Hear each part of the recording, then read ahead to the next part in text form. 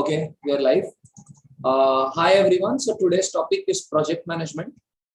So project management, I think, is a very interesting piece because when you talk of the gap between theory and practice, I think this is one field where that gap is glaringly visible, because what we will study in discussions like this and what we will face when we're doing real projects would be poles apart. But having said that, I think the principles which we study today, if implemented well, can help us in plugging those gaps. So, yeah. And as a product manager, you're not necessarily responsible for project management, but I would say you'll be able to create more value for your company if you also understand, project management as a product manager. So in that sense, I think I'm only initiating a topic today, and I certainly believe that we're going to be having more and more discussions on this topic going forward. And you must have heard of a designation called TPM, which is Technical Project Manager. Not Technical Product Manager, but Technical Project Manager, which is a very popular designation. And I think that people in that role are responsible for running the projects on time, understanding the briefs, and making sure the projects are getting rolled out quickly, and so on. They may not have the product responsibility, but the idea is to run the projects on time. And there's a high value role because software is expensive. Now, let's say you are running a team which has 2 backend engineers, 5 front-end engineers, and 1 UI designer, right? Let's say the cost of both the backend engineers is, say, 1.5 lakhs per month, right? And let's say the cost of the 5 software engineers is 1 lakh per month each. Yes, or what is the difference between project and product? We will discuss that in a while. We'll discuss that, but just listen to the story. Let's say you're running a team. Your team has 2 backend engineers, both cost you 1.5 lakhs per month, and say 5 front-end engineers, each cost you 1 lakh per month, and 1 UI designer who, again, let's say costs you 1 lakh per month. So you're spending 6 lakhs per month on front-end plus UI. You're spending 3 lakhs per month on backend, 9 lakhs. Then on the QA testing and all of that, let's say another 1 lakh. So you're spending 10 lakhs per month on the team. Okay. Now let's say you estimated your project to take 3 months. So your salary will not count. Okay. Let's just say you're running this team. So what is the cost of this project if the project is estimated to take 3 months? 10 lakh per month or 30, right? 30. 30 lakhs is the cost of the project. Now, do you bill your client for 30 lakhs? No. You assume at least 40 lakhs as your expenditure. You'll take 1 month as a buffer. Now, on top of that, you'll book your, you'll again add enough buffers. That 40 lakhs project will get billed to the client for 1 crore. Or, it depends on the ratio of different companies. Now, what will happen if you're a company which does not have a control of the delays? Will you operate at a 2.5x buffer, or will you operate at a 1.5x buffer? If we don't have a control, you don't have a control over your, then it would be 2x, I feel. 2.5x you'll go. Yeah. So now if you go at 2.5x, what is going to happen to your cost of acquiring business? Goes high. So the business development team, their ability to get business will come down. So the cost of acquiring business also goes higher. Yeah. So overall, are you in a comfortable spot, or are you in a very shitty spot when your multiplier is like? The other one, the latter. You're in a very shitty spot unless you have a specific competency and a kind of a monopoly in that business, which makes the client pay that premium because you're the only one who can give that service. You have a monopoly, you can have a higher multiplier. You don't have a monopoly, you better have a control over your timelines. You better not overshoot your timelines. So does it mean the company needs somebody who will take responsibility to ensure the project is getting done on time? Yes. And that person is the project manager. So the project manager's main function is to ensure that everyone is going ahead with the timelines and everyone is able to deliver within the timelines and run the sprints whether you use Agile or Scrum or whichever methodology you use, run that and make sure the project is going smooth. Someone is stuck, you understand why they're stuck, you get the required help and get it fixed and keep it going. So you may have again there your tech and non-tech, project managers. So, but the technical project managers have to understand how software happens and how you deal with issues in a software setup. Because the issues in a software setup are quite different from a normal setup. And one thing, once you experience enough of software building, you'll realize that it's very rare that software developers deliver your project on time. In fact, it's a miracle if any software developer ever delivers a project on time. It's a miracle. Very rarely do you hear that someone delivers on time. Now, then one question to ask is, why is it that people never deliver on time? So are we saying software developers are lazy? No. The thing is, developers, they focus more on coding, etc.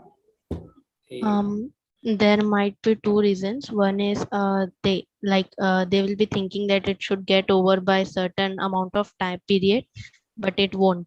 And another thing is lack of collaboration. Okay. So let's say, the project is not properly managed, so it got delayed.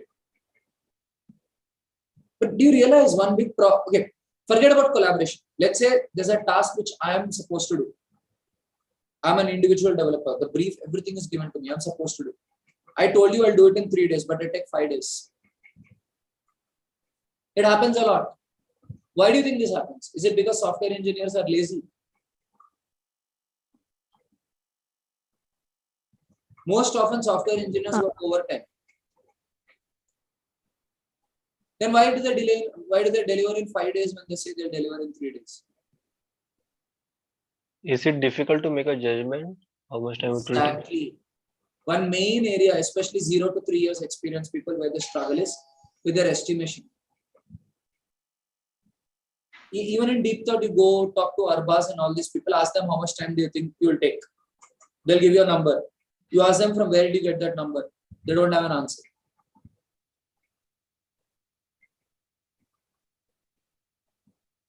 It's like, let's say you're making a pastry and you need some sugar.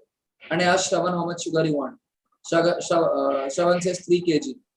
And I ask, where did that 3 come from? So he says 3 is my lucky number, so I said 3.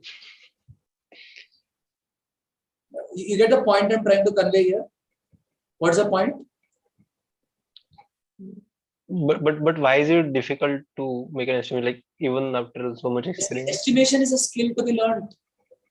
You've got to learn estimation in school. In fact, if you look at NCF 2005 paper, they tell you that in mathematics, estimation and approximation are things to be taught to children.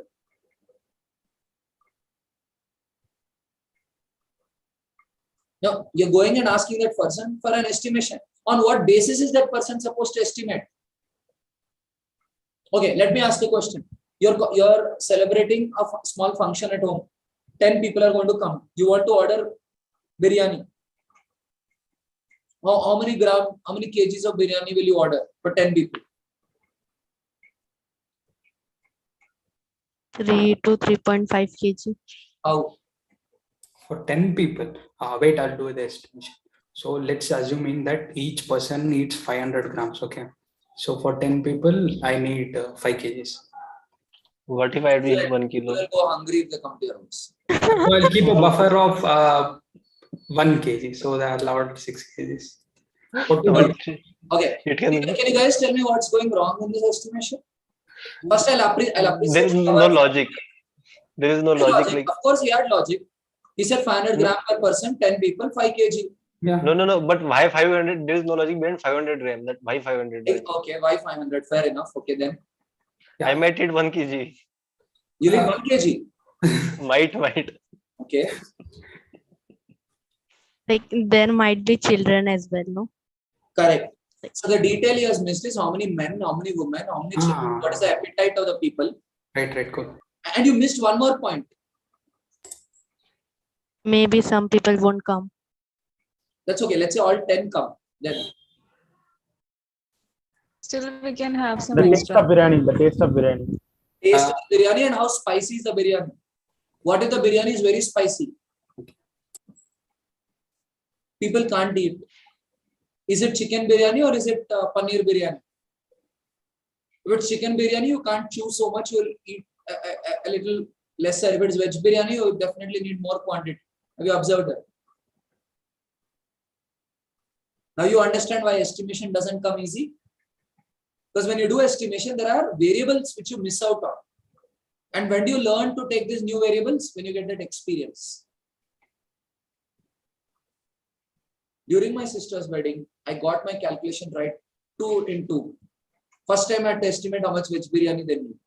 I got my estimation right. Second time, I was getting chicken biryani. I got my estimation right. Because what I did was, I know in the market under one plate of biryani, how much do they sell and what do they sell?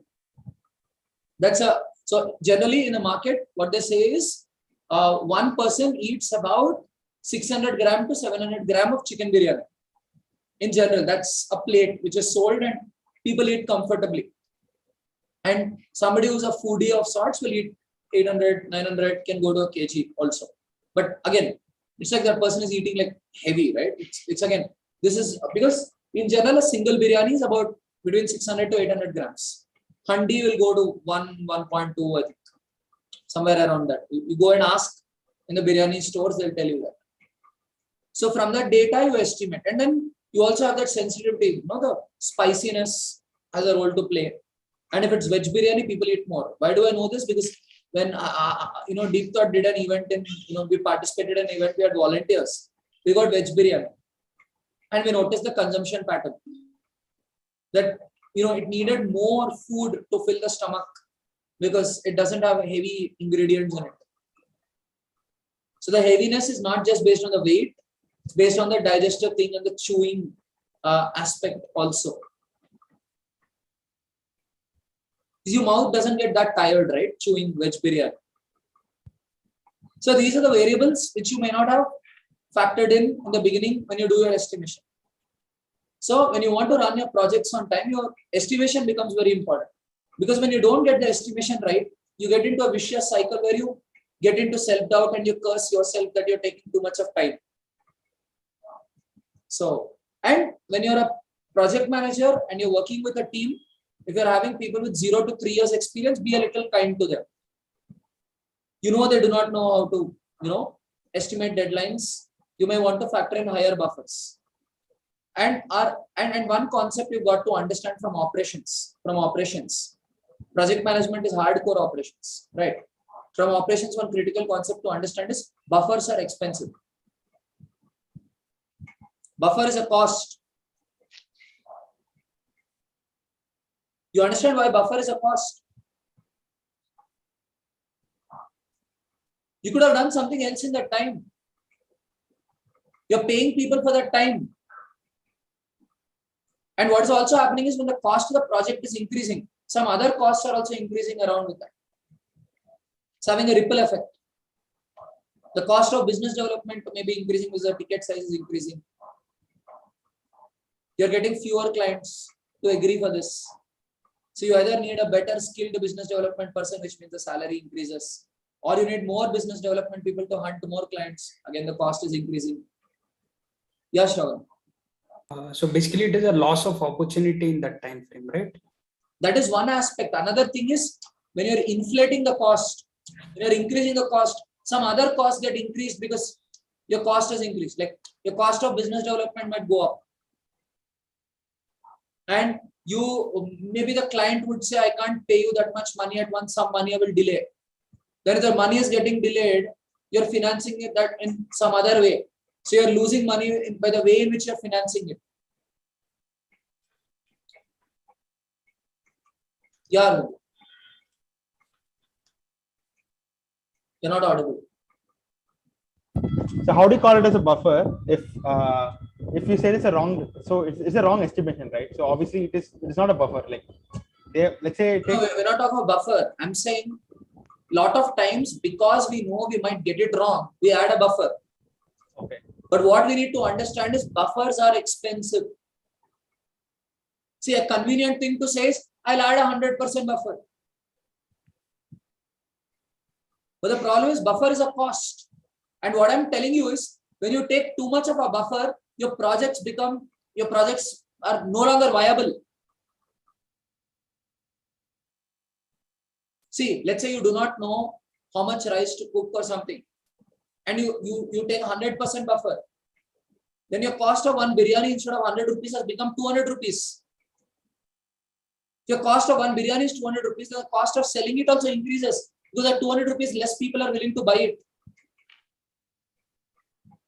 And eventually, at some point, it may no longer be viable. You'll have to shut your shop.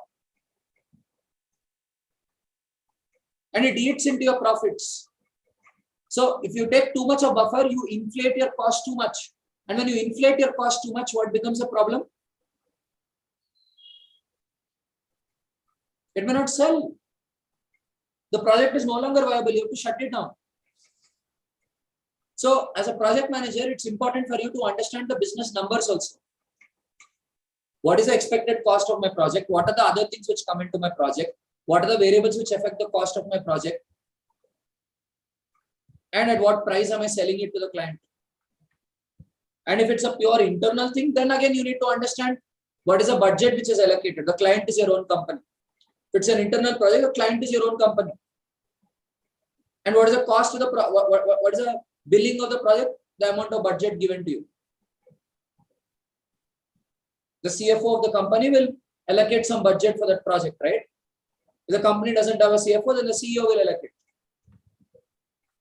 Okay, this project, this much resources are allocated. Now let us say Saurav is working on marketplace project. There's so many resources allocated. Now if Saurav says, no, I missed out this, I missed out that, and some stories he's telling, and he delays it by 3 weeks. Salaries of all the people added, 3 weeks, that cost is increasing. And if Saurav thinks it's only the cost of 3 weeks of all the people, no. Now, if these people are getting occupied on this project, and there's some other project the company has to do, company has to hire new people, the cost of hiring new people, cost of training new people, cost of managing these new people. You understand, a lot of other costs come in. A lot of hidden costs come in, as in they're not visible to you. I'm not saying don't delay projects. I'm saying you need to understand that the cost of a delay is massive. So what happens when you understand the cost of a delay is massive? When your front-end developer tells you some cock and bull stories, what do?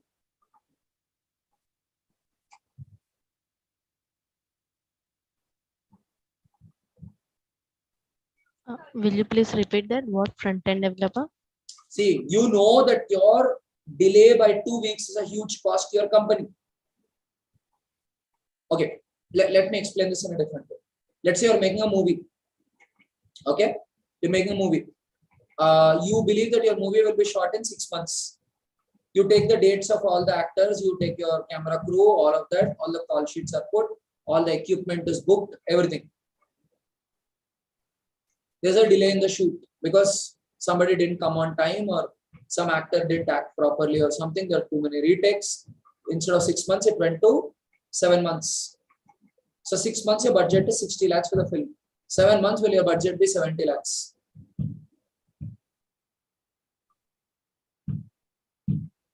Your 7th class maths textbook will tell you 70 lakhs.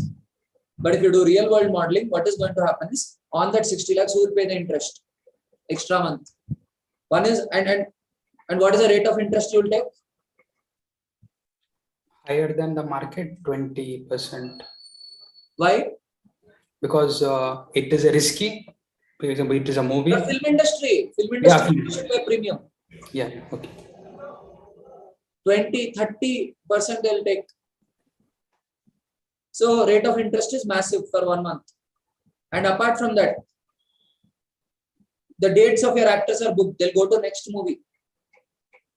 That will have to grow a beard. Another movie has to go bald. You have all those problems. Then you need additional people to go and manage all those problems and come up with solutions. You need the dates to be organized and all. You need extra managers.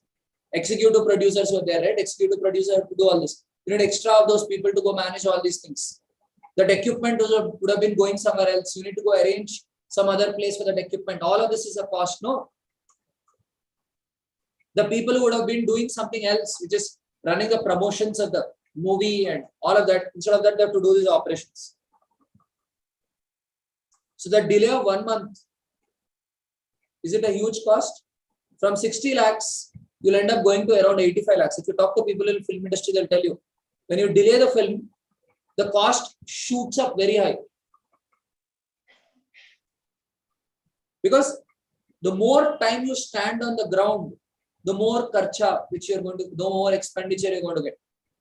The more time you stand on the ground, more expenditure you get. Those are the cost of standing. You want a camera person, you pay per day. You want the camera, you buy Red Epic, 45,000 per day you pay.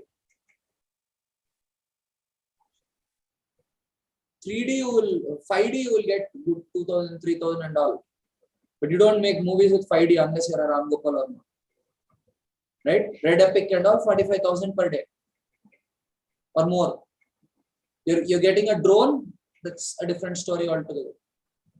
Right? So there's a cost of standing. You understand what I mean by cost of standing, right? I didn't say working, standing. You want me available, you have to pay for me. So as a project manager, you need to understand these things. That there's a cost of the resource is standing there. So now, if you're a project manager and you know that there's a potential delay of 2 weeks, you know that's going to blow up your costs in a big way. One very important cost you need to be aware of is cost of capital. So see, you're doing this project. When will you get revenue out of this project? After the project is over. So someone is financing this project. So now that for financing the project, you need to pay money for that financing. There is an interest. There's a cost of capital. You're taking 60 lakhs to make that film. Now to get that 60 lakhs, you have to pay that capital. You say, no, I only have the money. With my money, I'm financing. Your money, if you would have given as a loan to somebody, you would have got interest on it. No.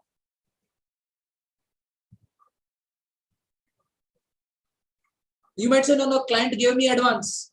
That client, instead of giving you advance, the client would have rotated that 60 lakhs somewhere and paid you after the project is over. The client would have earned an interest. No. The client will tell you, me paying 60 lakhs today is equal to me paying you 70 lakhs after the project is done. So give me 60 lakhs today. I'll give you 60 lakhs today. Are you understanding why cost of capital and time value of money is also factored into the project? You remember in the finance workshop, I told you guys that people in senior roles are taught finance. Because when they evaluate projects, they have to understand this time value of money and these concepts. So in a nutshell, what we understand is the project delay is a huge cost. Now, if your front-end developer is telling you cock and bull stories, now you know the cost of delay. What do?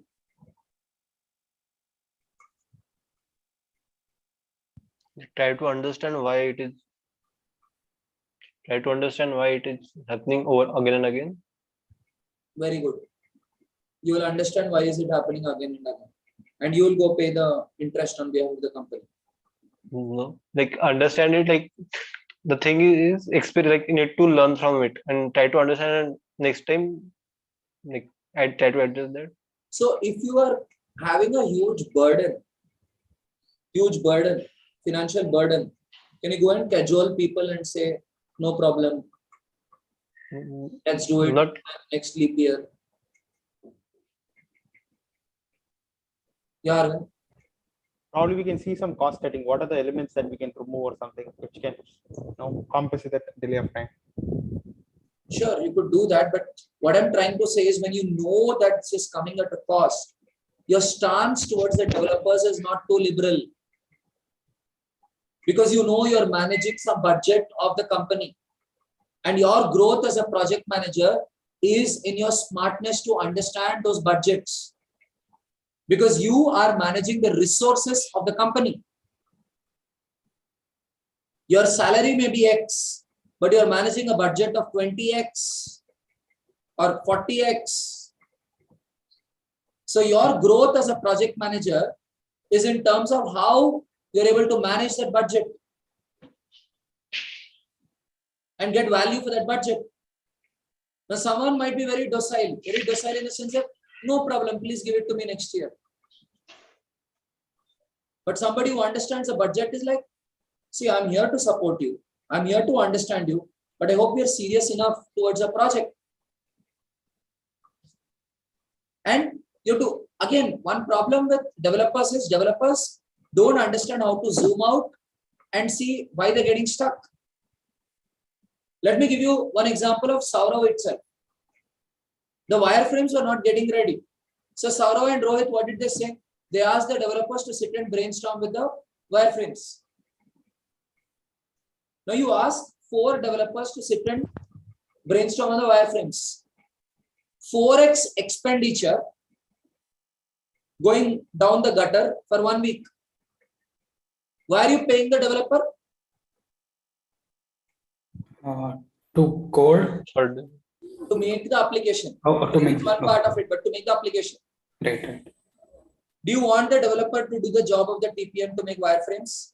No. Misalignment of resources. Some developers can do it. All developers cannot do it.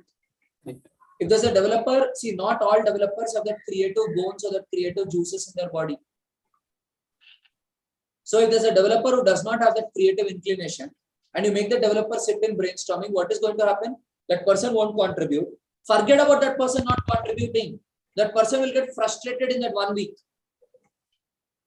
And next week, when you ask that person to code, what happens to the productivity? It goes down. And so your cost goes up. So you realize why it was a suicidal move to ask this person to brainstorm the wireframes for 1 week? Now, it's understandable that he did it without knowing, but now you need to know and understand what are the consequences of any action. Not to say don't take risk and all. I'm not saying get afraid of everything. I'm saying be wise, play it like chess. Whatever move you play, understand the cost of every move. Play it like chess. That when you put someone on a job they're not specialized for, they're not interested in, they get burnt out. And do you realize why people getting burnt out is a cost to you? Right. Their productivity will go down eventually. As a project manager, you need to understand emotions, you need to understand process, you need to understand money, all 3. You understand processes. What happens when I follow one process? What gets stuck? How do I improve my processes? You understand money because you're managing resources. In a budget, you need to get something done. So that's how you understand money. You understand process. You understand emotions. Now people are fighting. You don't address the fight immediately. Is that a cost to you? Why? Because we are losing time because they are fighting. That is the most basic cost. You know what are the more advanced costs which you lose apart from the time they are losing in fighting? Conflicts. Collaboration reduces. Yeah. So the quality of work won't come because they'll not be exchanging enough ideas. And what happens when the fight is not cut off at the right time? It will goes on increasing. And it'll keep repeating. Yeah. If you don't cut it from the root. And the more it repeats, person might leave. The more cost it. Person leaving is a much bigger cost. That's okay. But I'm saying even if the person doesn't leave, it's still a big cost because every time that conflict is happening, those 2 people alone don't fight. The environment also gets calm them down. Spillover effect. Exactly, spillover. They calm them down. And immediately after the fight, let's say Shravan and Insha are fighting. Anaka is trying to calm them down. Can Anaka immediately go and work? She needs a coffee break. Cost. You understand, when you gain more and more experience as a project manager, you start looking at all these things as costs. Does it mean you treat people as objects and as numbers? no. But you have to Emotional understand the factor. numbers. You treat people as humans, but you have to understand the numbers because your job is to make the project viable. What happens if the project is not viable? All the people in the team lose their jobs. So someone is paying for that project. If that person is no longer paying for the project, what is happening? Those many people lose their jobs. You might say they'll get some other job. But if these guys get some other job, somebody else is losing their job. Overall number of jobs in the economy is coming down. So as a project manager, are you contributing to the economy? Yes. You're adding some jobs to the economy. Yeah. Why? You're making a few things practically possible. Viable. So project managers are the biggest heroes in companies. Day in, day out, I do the job of a project manager in Deep Thought. Martech team, this is your thing. Fardeen, do this. Show me the APIs. Your deadline, Wednesday. Saurav, I need this. You guys will work on this. You guys will work on this. Then this. We'll review this. Show this to Mr. Hariharan. We'll have this process and so on. That's basically breaking things into pieces and giving it to people and ensuring that it's done in a way that you manage your resources properly. How to do project management, I've not come to it. So far, I've only explained why project management is important. Now, why am I explaining you why project management? Because once I make you see the beauty of it, you'll constantly think of it. You'll be mindful of project management from time to time. Anything you do, you'll be looking at it from a project management perspective. Am I making sense? So now that we understand that running the trains on time is important, that it makes projects viable, now let's look at how do we run the trains on time. Now, one important thing is when you have any big project, it's important that you break it into smaller chunks. Because we as humans usually are better equipped to deal with smaller chunks than larger chunks. Not just in terms of our ability to do it, we are able to do smaller pieces better than larger pieces, but our time estimation is also better for smaller pieces. And when you have smaller pieces, you're able to do small reviews. It's like, let's say you play a 20-over cricket match. You're playing a 20-over cricket match. You set a goal that by the end of 6 overs, I want to get here. By the end of 10 overs, I want to get here. By the end of 15 overs, I want to get here. By the end of 12 overs, I want to get here. By the end of 17th over, I want to get here. By the end of 20th over, I want to get here. You set your goals. What happens if you don't set your goals with smaller chunks? It's You'll end difficult up to messing follow. up. You would have lost too much in the beginning. You set a goal for first 3 overs and you realize you're falling behind, you'll try to catch up.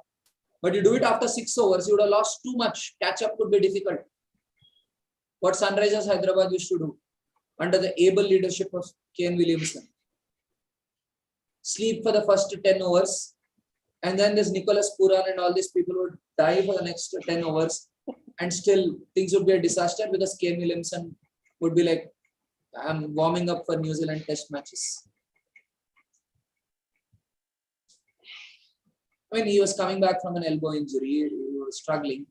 But yeah, that's what happens when you don't break it into smaller chunks and manage it. You lose too much. If you leave it, too late. So as a project manager, when you deal with your teams, do you look at just the weekly targets? You look at your daily milestones. You look at every 2-day, 3-day milestones. And if you're running behind schedule, you try to see what you can fix to make it go ahead of schedule. Now, let's say your developer in your team is attending the front-end workshop, back-end workshop, PPM workshop, all the 3 in a day. What do? You'll advise the person to take the recording and watch it after office hours for 2 things and say, attend 1, it's enough. Because at the end of the day, the company is paying that person and having the person in the paid roles to contribute. The company is being kind enough to say that, you can go attend these things and learn. But that cannot be an excuse for the person to evade the work and the responsibility because the person has to deliver the productivity for the expenditure. Am I telling that people should not learn? We are opening the opportunity. 30 minutes every day is your learning time. Now, if all of them are going into the sprint with Hariharan, why do you stop them? again, project management, time. Unnecessary waste of expenditure. That flow will delay the project and say, I didn't have enough time to do it. The flow had the time, the flow didn't prioritize. Mr. Hariharan may not be seeing it because he's focused on how do I review the project. But you as a project manager should be looking at it and say that, hey guys, go continue your work. I'll catch you for the Saturday deadline. So until now, Shravan was tracking the deadline. Now you guys have to track the deadlines. You have to make sure all the TPMs track the deadlines and make sure the deadlines are reviewed every 2 days. And every week we track our deadlines carefully and we understand who are the people who are constantly skipping the deadlines. So one simple thing is keep milestones, smaller milestones. That's a nice way to understand what you're doing. Because it's easier to visualize smaller milestones than larger milestones. And if you have a project, break it into tiny pieces. Let them do one piece, then the other piece, then the other piece. Because when you give a larger piece to a developer, the developer will get overwhelmed by it. When the developer gets overwhelmed, psychologically, I'm not prepared for it. When I'm not psychologically prepared, the amount of time I take for it is too high. So you want smart project management, what will you do? Break it into smaller chunks. Now I'd like to take a few questions. After that, I will teach you all the illegal forms of project management. Not illegal, but it's basically rule-breaking forms of project management, which I do. A lot of project managers don't do, but I do. Yeah. I'll take some questions and then go into that illegal project management.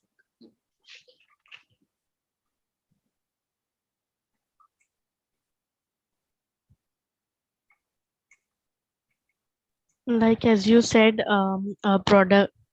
a project manager needs to understand emotions, processes, and money. So I got about emotions and money. What about process? Like I told you right now, breaking it into tiny chunks. Okay. Making sure the chunk is not overwhelming. How you distribute it to people, how you put them in a sequence, who's going to do what. If you're putting them in a sequence, your backend developer is ahead of time. Your backend developer finished it early. Your backend developer is idle. What does the backend developer do? The wireframes are not ready. Your front-end developer has not got the UI from the UI designer. Your front-end developer is idle. What does the front-end developer do? Someone is, okay, let's say your front-end developer is sick and is still coming to work, but your front-end developer is largely ahead of schedule. Would you give that fellow a leave or would you ask that fellow to work? Give a leave. Otherwise, that guy will be underproductive for the next few days and you will lose more productivity. These are all processes. How you play with processes to get your productivity. Yeah, Nata. I wanted to ask you the same question. If a developer falls sick. Yeah, the logic is simple. If that fellow is unhealthy and that fellow tries to work, the fellow can't contribute. And if the developer is constantly falling sick, then probably there's a major health issue and you'll have to help that person in finding that problem and solve it, and you may have to hire a replacement. Because a person who's not healthy can't work and you can't deal with it, you know. And if you're a large corporate, then yeah, probably you'll have the wellness programs where you're able to take care of it. But if you're a startup, you probably don't have deep pockets to take care of people to that level. And also that kind of benefits, I'm not sure if it applies to all people. Yeah. Like also there can be situations like if that is the lead developer and that particular person knows about the project more and he's supposed to explain it to others and he fell sick, like, you know, very sick, so that the project will be like a suspended. What do you do with it? Good question. So that I'll respond at 2 levels. One is it means that your processes were terrible to begin with if it depended on one person. You never do it that way. You never put all your eggs in the same basket. You make sure that the understanding is distributed across everyone and there's a succession plan, right? That if this person leaves the company or this person is falling sick or something is going wrong, that person has a power cut and is not available or whatever happens, somebody else is able to take over. So that is a fundamental process, that you have backups for everything, right? You have detailed documentation and backups for everything. That is one thing. And the second thing is, then you always leave a paper trail, right? You always leave the documentation for all your projects. So you may want to bring in a consultant who is able to go through the documentation and help you, get the other people up to speed. And this is typically done by the project manager, right? The project manager understands tech a bit. Then the project manager asks questions. Okay, who understands this? Tell me. Who understands this? Tell me. Who can do this? Please tell me. And then you make a backup plan and everyone bridges the gap. That's again a process of how you do that bridging of the gap. Because you know what all works the person does. You put them on a piece of paper and ask, okay, this piece will do, this piece will do, this piece will do. Then you look at, okay, this guy used to do this, but that guy also works on sockets. So maybe that guy can learn a bit quickly and do it. I'll give it to this guy. Okay, maybe this guy will be able to do this. Let me give it. So that's again process, right? Figuring out who else can do that. Also learn about the members, no? Like what are their abilities? Exactly. Knowing your team's competencies and knowing your project in and out, what competencies each piece needs, that becomes important.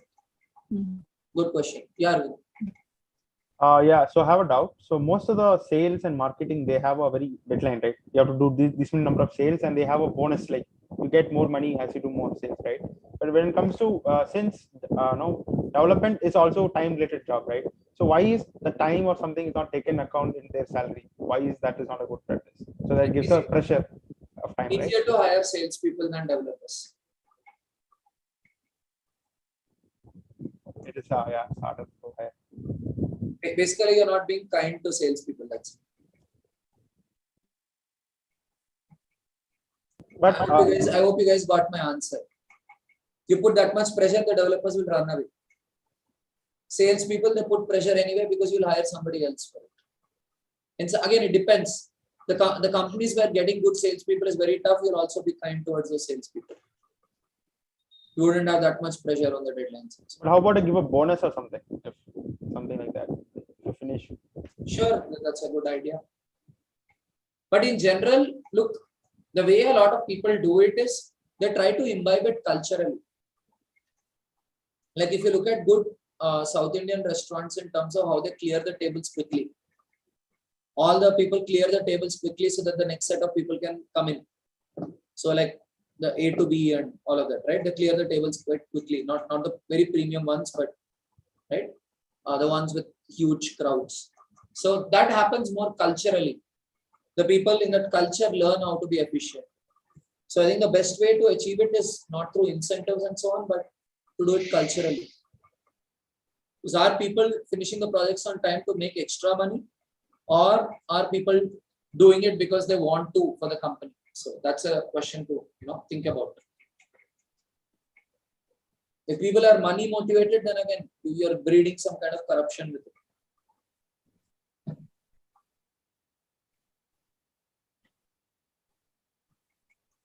Okay, now let me go into the rule breaking part of project management. I'll share some of my stories. So last year we had some copywriters in Deep Thought who were writing advertising copies, that is the punchlines to go on posters. And we had graphic designers who had to design the posters. Now what was happening is the copywriters didn't know how to do their job properly, so that was very slow. The graphic designers were waiting for too long for the copy to come so that once they have the line, according to the line, they could make a poster. So what we did is we started doing it ulta. I told the graphic designer, this is my concept. I don't have the copy. For that concept, make whatever design you want. Then the person said, but what if the design doesn't match with the copy? I said, we'll deal with it later. You keep making the posters. And then I told the copywriters, it's your job, figure out how you'll fit that copy into that poster. Or it's okay, if it's so terrible, we will do that poster again. It's okay, one poster goes waste. But it's better off than these people sitting idle and getting demoralized that I'm doing nothing.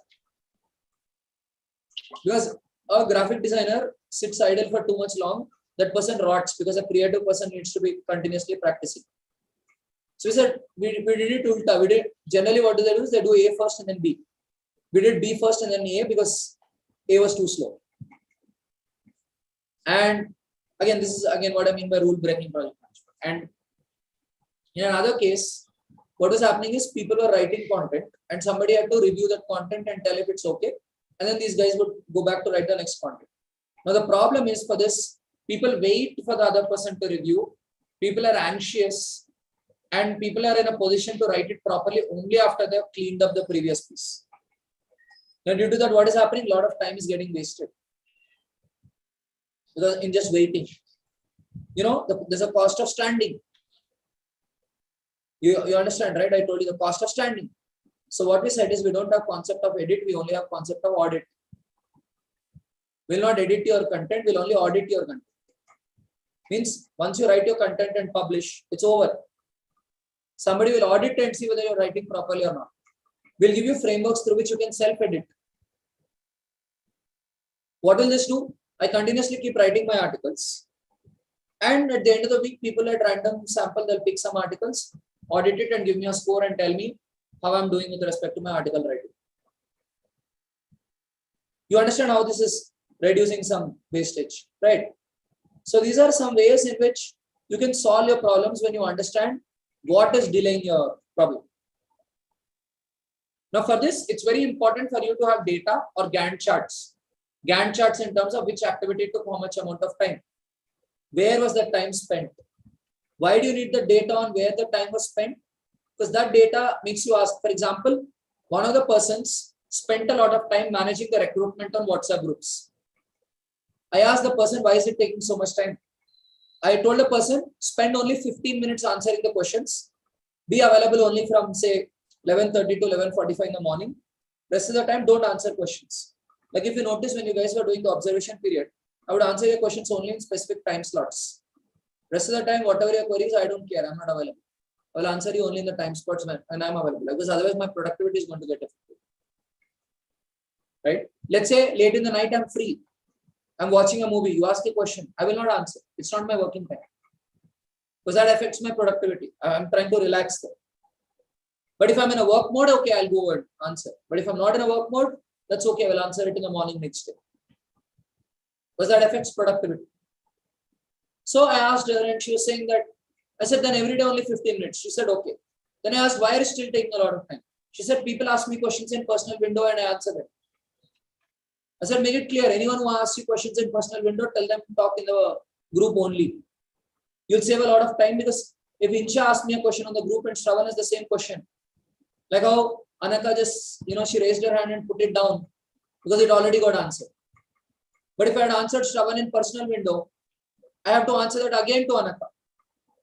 It's not just about repetitive questions, but it's like, let's say Insha asked me one question and Shravan asked me one question and Insha didn't think of that question. Insha gains by listening to that question in the group setup. So there are a lot of quality which you get in the group setup. But you do that in the individual setup, you lose productivity, you lose quality also. So I told her you do everything in the group. Am I enhancing her productivity? Yeah. Now, one very important concept I want to tell you is the concept of blind spots. A lot of times people are making mistakes and they don't even know that they're making this mistake.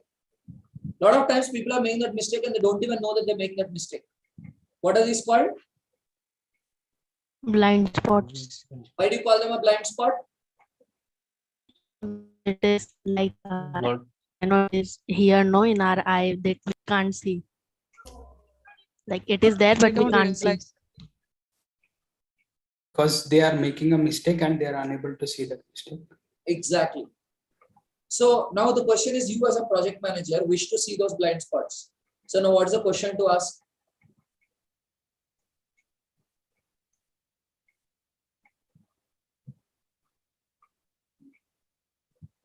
Please repeat that again. You as a project manager, you want to help people find their blind spots and fix their blind spots. So what is the question to ask?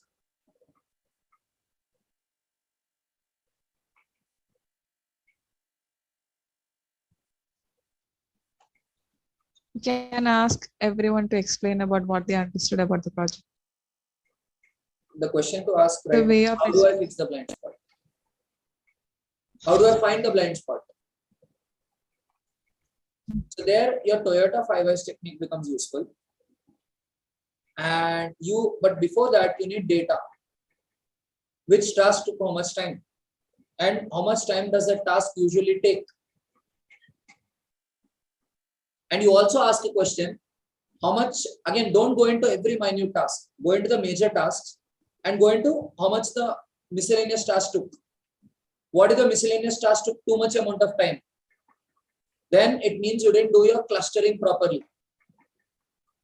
If your miscellaneous is 60%, there's a problem.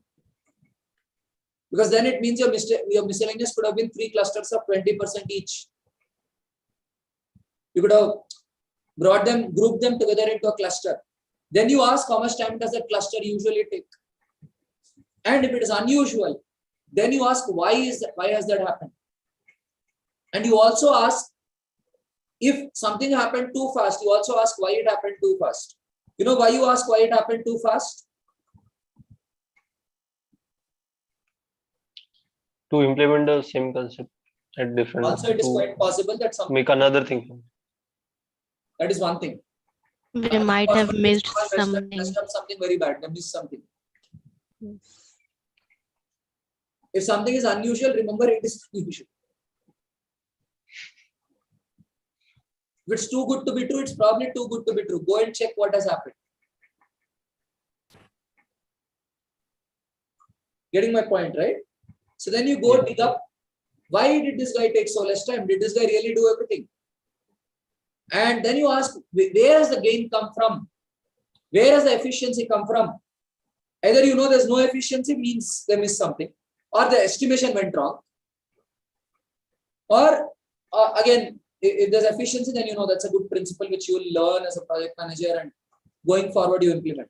And so this process hacks become very important, like the graphic designer hack which I shared with you and all of that. Process hacks become very important. Because when you have good process hacks, you'll be able to run your projects on time. You'll be able to bring efficiency into your system. Am I making sense? So then does it make sense for you all to share your process hacks on the Deep Thought app, have a category only for process hacks, invite all project managers from different parts of the world, let them share process hacks here, so that you make a library of different process hacks of different people? Why would that be highly valuable? The more we know, more we can apply. Compounding. I said, Using compounding. yeah, what does it mean in this Yeah, context? compounding. You'll build on the one point. You know one point. You like in a way also it's a connecting dot. You have your one dot. You got someone else like library. You got someone else dot. You'll connect to that. You got third person dot. You connect to that, and you will compound. Like structure will get bigger and bigger. Okay, that's very poetic, but yeah, I have a different perspective. Yeah. So yeah, go ahead, Son. Yeah, so once we have a place where there is everything is stored over there, so people know if we need to know do this, then we have to go to that place. So it also reduces our time to find a solution to the problem. Absolutely, if the indexing is done one as a library. Yeah. But what I would say is the blood bank for a project manager are these process hacks. The blood bank for a project manager is this library of process hacks. So when you have so many process hacks, your brain becomes sensitive towards those situations. A normal person may not see that situation. Like health, somebody might say health doesn't matter to me.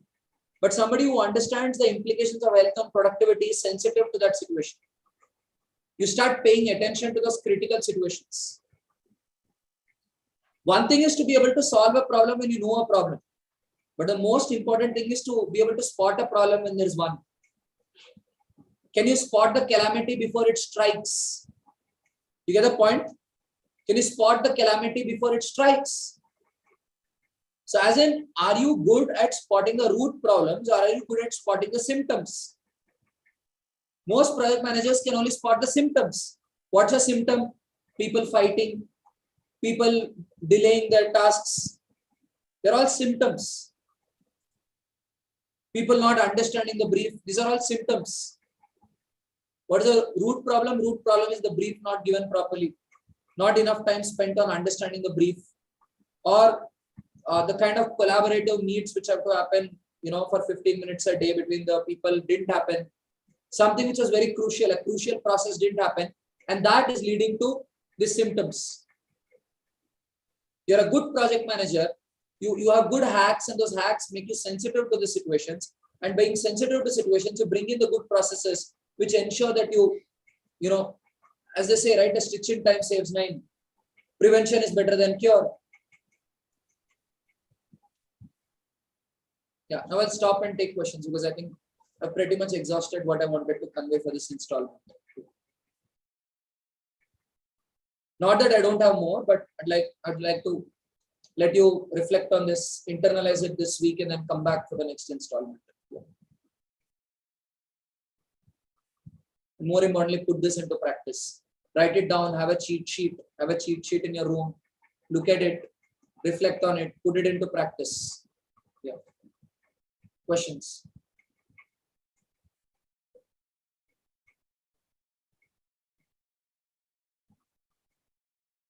How to know if we are spotting a problem or we are spotting a symptom? Toyota 5S technique. Ask the question 5 times. You'll know if there's something else which is causing it. If something else is causing it, you know that's the root. Can you be more elaborative? Let's say I have a problem, and my problem is my front-end developers are writing wrong code, and by the time they get feedback and fix the code, it's getting delayed. So then I ask, why are they writing wrong code? Then I realize they're using the wrong logic. Then I ask, why are they asking the wrong logic? Is it because they didn't understand the requirement? I realize they understood the requirement well, but still they're not writing the wrong logic. Then I ask, why are they writing the wrong logic? I get to know that they do not know how to construct a logic for a larger project. They only know it for smaller projects. So this is my root cause. Someone has to break that logic and give to them so that they construct the logic properly, and also parallelly have to educate them on how to break the larger projects into smaller projects and get the logic. We discovered this in deep thought, and we started doing some workshops on how to break a logic, which was addressed in first session. 5 eyes concept. Huh? 5 eyes concept you spoke about in the first session. Correct. I guess so. Yeah. Saurabh also went deep into it. Yeah, the design thinking session. Yeah. So you ask what has led to it. When you realize what has led to it is people do not know how to break that logic. That's your root problem. So either in the time being you let someone else break it and give, and in the long run you educate people on logic so they can do it. That's exactly why a lot of companies, when they hire software developers, they look at data structures and algorithms. But if someone is good with data structures and algorithms, they've got their logic in place. But Deep Thought doesn't look at it. Deep Thought believes that after hiring, we will groom them, or maybe the senior developers will give them that broken down logic. Yeah, Arvind. No, I'm not. Next question.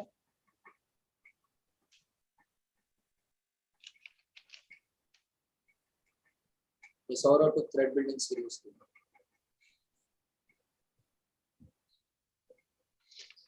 Like, can you elaborate on the blind spot and those, like how to find them actually, like how to find them and how to work on them after finding them? See, one thing is, a lot of times in the blind spot was something which you were able to find, you would have found it anyway. So a great way of finding blind spot is to have a dialogue with different people with a very different approach than yours and discuss things which you're doing. That could be a great way to find a blind spot. And also read, maybe if you have various kind of project management checklists and reflection questionnaires, those reflection questionnaires can also help you in diagnosing blind spots. But one very simple hack which you can do on a daily basis is write your Gantt chart of which task took how much time, and ask how much time does the task usually take, and ask why it took more time. That can probably reveal a lot of blind spots. If you're not able to do something, or you're not able to do something within limited time, when you dig up why you were not able to do, probably you might discover a blind spot, something which you didn't even know that you were weak in. You didn't even know you had a problem in that area. And if you're finding no problems at all, life is going smooth, then challenge yourself. When you challenge yourself, then again you will know some areas where you're taking too much time or getting delayed, and from that you'll find your blind spots. Yeah. So I have 2 questions here. So one question is that we have majorly discussed about software side of project management, but I do see, like, in some certain industries where there's no lot of human interaction. Let's say there's only using manufacturing, it's very time estimatable, right? Then how is project manager like play a role in that type of very highly predicted estimation? That is one. And number two is that I have seen some lot of project managers where they would simply, they think their only job is like give unrealistic cut down of time. Like if it takes 1 month, okay, do it for 2 weeks. So how do you see, like, is that like they always try to force that out, right? So is that the way that always this project manager should function and give always enforce pressure, or they should also understand and give some space or something like that? Look, again, it's very difficult to find good project managers. When you don't understand project management, those are things you do. So, but again, it is quite possible that you took 1 month as an estimation, but in reality, it's 2 months. So in those cases, it's important to have a dialogue with the project manager and ask, okay, I'm saying 1 month, let me tell you why. You're saying 2 months, you tell me why. So that might help you come to a consensus.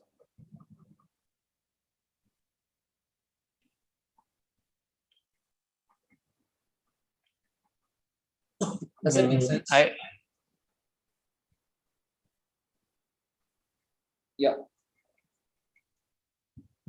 So I didn't get actually the difference between project and product. What's the difference?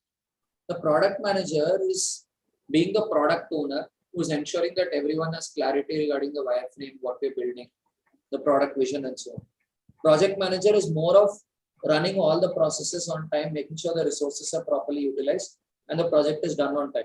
There could be a project manager who doesn't understand the product and cannot contribute to the product.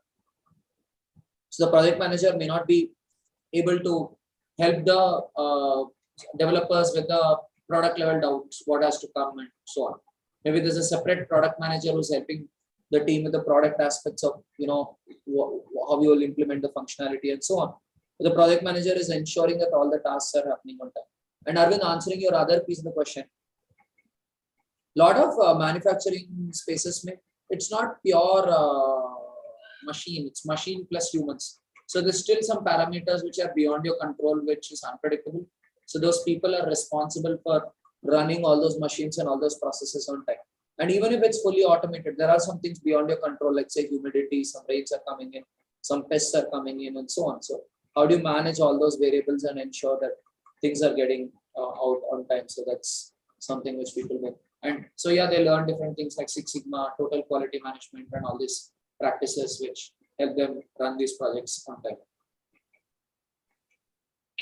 Can we say that product manager is more concrete, like is more into the process, and project manager has a, in a way, eagle eye view, that he understands it but not that deeper into the actual product? There are two different roles. Product manager's role is to represent the product, help everyone to understand the product, and make sure the product, what the product is and what the product vision is, the gap is reduced.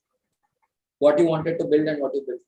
The project manager is more like making sure you manage your time properly, manage all the resources properly, and finish the task on time.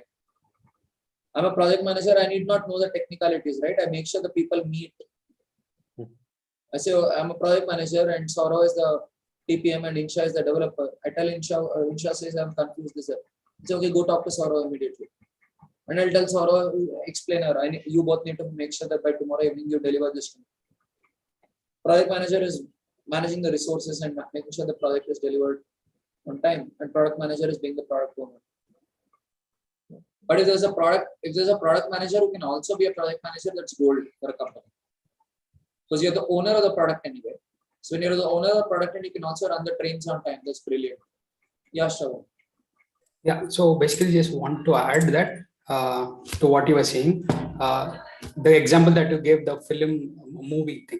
So product manager can be like a director and a project manager is like a producer. In short, in the producer can also be a product manager. Okay. Yeah. Producer also has a vision. There's a difference between a financer and a producer. Yeah. Okay. But there'll be a production manager, right? The production manager might be a project manager. Okay. Where that person's job is only to make sure things are happening on time. Executive producers also do that. Just make sure things are happening on time. Right. So someone is taking a lot of retakes. Then parallel, you might try to see if you shoot something else first and do this last. Why would you do this last if this is taking a lot of retakes? You see that, okay, this anyway needs a reshoot. I'm better off finishing all the other things and call only these people again for a reshoot. Yeah. So again, this is again I want your comment on this. Mostly, the product manager is it is very clear for consulting or that type of business. Like whereas we get a product and we have to do a deadline. But when it comes to a very internal type of company which build their own product, it's very hard to see the value. Like because obviously you're not going to get money in return. Let's say a setup team is building a feature or something. So obviously they may not get. They might be easily diverted, or even the project manager may not get the pressure enough, right? So how is that like in that case, like yeah, If the project manager is not feeling that pressure, the CEO is definitely has to be, something has to be done. Because see, when a company spends on an internal team, the company, as I already said, has allocated a budget for that project. You overshoot that time, you're overshooting your budget. And the value is felt because the product which you make internally, you use that to sell, or if you're using it for your internal teams to use, you use that to gain the productivity of your teams, and that increase the productivity of the team is that value you have captured it. So the project manager has to understand that business value. Why am I doing this? What is the value? Either some customer is paying for it, or the company itself is going to use it, and the company is the customer. So which means the company is getting some gain out of it. So you've got to know what is the gain the company is getting and what is the budget the company is willing to pay. This is an add-on question as well. So I saw a video from Seat of saying that great people doesn't no need managers, right? So if we have a very good set of team, can we skip the product manager part? Is that if they're itself effectively estimating and if they're working correct, then there's no need of a product manager, right? There's nothing to add on or to add value, right? Is that in very experienced? Okay, so if all the people in the train are very good people and very experienced people in life, does it need a driver, or can it go by itself? It needs yeah. Unless one of the passengers knows how to drive it and is willing to go and drive it. Project management is a skill set. If someone has it and has the bandwidth to take up the responsibility, that's fine. But if that person has it, that person is your lead backend developer and is full day coding, then sorry, you need someone.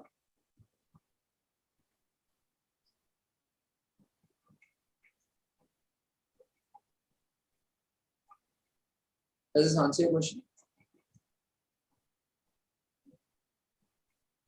Next question.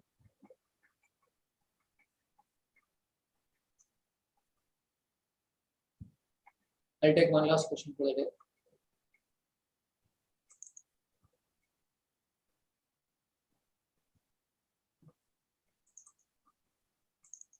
I have a question from last workshop. Okay, sure. No one is asking on this workshop. Go ahead, go ahead. Yeah. Go ahead, ask. Yeah. So last time we talked about last time we were talking about empathy, and I asked that can't a person gain empathy by reading books or watching movies? And to which you replied, no, by watching reading or watching movies you can get perspective but not empathy. So my question is, what is the difference between empathy and perspective? Like empathy is like getting into another shoes, and perspective would be looking from that person's angle. So Perspective, isn't that these two are similar? Perspective is one way of looking at something. Perspective is one way of looking at something, right? I can look at your door from the left side, from the right side. So the way the door appears to me is different. Empathy is being able to understand your emotions, understand how you feel. But I can reading and movies can help me in understanding it. If I took myself in that position to if I would have been there, what would I have felt? You already had empathy, that's why you were able to empathize with that person. Okay. And you'll also need that reflection on movies to build that empathy. Just by watching movies, I'm not sure if that empathy will get built. You need some kind of reflection process.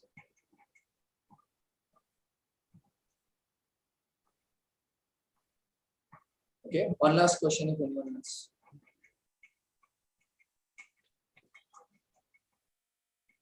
So, like as we are new to it, so what would you suggest how to start with it? I would say implement TOC with your team every day. Get your team to understand TOC sheets of deep thought really well.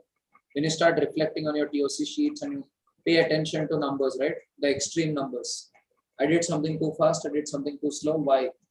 I think in that process and discuss that with people, right? Take opinion of people. This happened this way. So that way, I think you'll slowly start picking up concepts and start reading articles on project management by different people. Pick up different process hacks. I would say two things. One is get the data, discuss the data with people. Second is get different process hacks and start implementing process hacks and see how it works.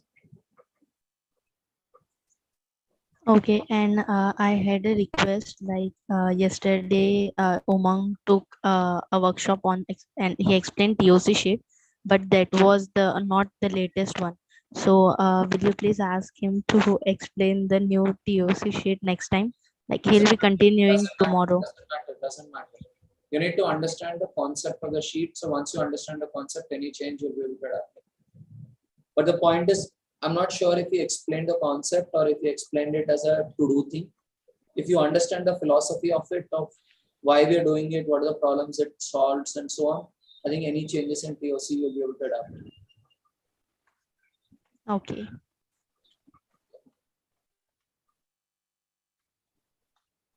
Yeah, and so please ask the ones who have not attended the session to watch this entire recording and send a 2000 word reflection, because I want all the TPMs to understand this concept.